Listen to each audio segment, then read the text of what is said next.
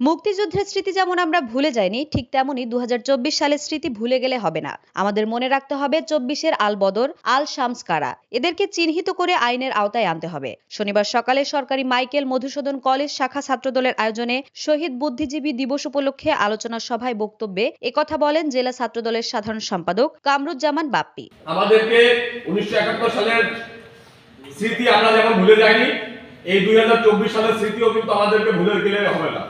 আমাদেরকে মনে রাখতে হবে এই ২০২৪ সালের আল বদর, আল শামস কারা। এদেরকে চিহ্নিত করতে হবে, আইনের আওতায় আনতে হবে এবং এদেরকে মন থেকে সবসময় ঘৃণা করতে হবে। তারা যাতে বাংলাদেশের রাজনীতিতে আর কখনো পুনর্বাসিত না হয় সেদিকে আমাদেরকে সকলকে লক্ষ্য রাখতে হবে। ১৯৭১ সালের চেতনা আমরা যেন বুকে ধারণ করি, ২০২৪ সালের চেতনাও কিন্তু আমাদেরকে বুকে ধারণ করতে হবে।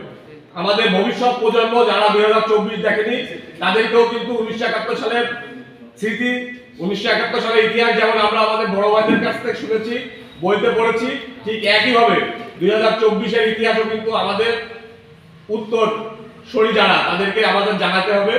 আরো বক্তব্য রাখেন ব্যবস্থাপনা বিভাগের সহযোগী অধ্যাপক আতিয়ার রহমান, অর্থনীতি বিভাগের সহযোগী অধ্যাপক ডক্টর ইমাম হোসেন, বাংলা বিভাগের সহযোগী অধ্যাপক একরামুল হোসেন, অর্থনীতি বিভাগের সহকারী অধ্যাপক মোহাম্মদ মহিউদ্দিন, দর্শন বিভাগের সহকারী অধ্যাপক বজলুর রহমান।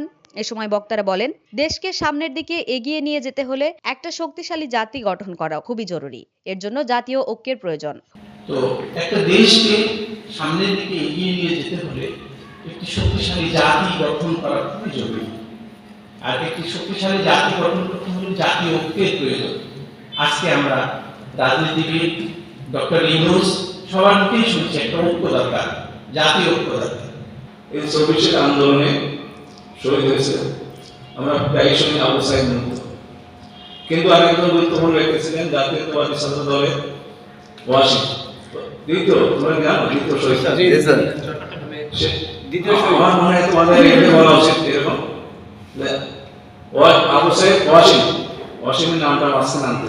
আমরা দেখেছি যে ২০০৯ সালের যে নির্বাচন হলো, সেই নির্বাচনের মাধ্যমে আমরা যারা এই ছাত্র দলের সঙ্গে জড়িত ছিলাম আমাদেরকে সকালবেলায় রাত্রে আমাদেরকে হল থেকে বের করে দেওয়া হয়।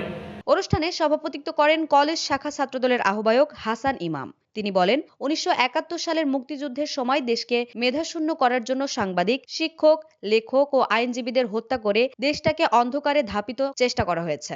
১৯৭১ সালে যে ষড়যন্ত্রের রূপরেখা একটা দেশকে ধ্বংস করে দেওয়ার জন্য সেই দেশের মেধাবী শিক্ষক, লেখক, সাংবাদিক, আইনজীবী এবং দেশবরণ্য যে ব্যক্তিদেরকে হত্যা করা হয়েছে, হত্যা করে এই দেশটাকে অন্ধকারের দিকে ধাবিত করা হয়েছে এবং শত বছর এই দেশটাকে পিছিয়ে ফেলানো হয়েছে। প্রশ্ন এখানে যে এই ষড়যন্ত্রটা কি তখনই শেষ হয়ে গেছে না এখনো চলমান ছিল? এই ২০২৪-এর এই জুলাই আগস্টের যে বিপ্লব। উপস্থিত ছিলেন কলেজ ছাত্রদলের যুগ্ম আহ্বায়ক জাহিদুল ইসলাম বিল্টু, টিটন তরফদার, গোলাম সারোয়ার, সদস্য শামীম রেজা প্রমুখ। অনুষ্ঠানটি সঞ্চালনা করেন সদস্য সচিব কামরুল ইসলাম। ডেস্ক রিপোর্ট, দৈনিক রানার।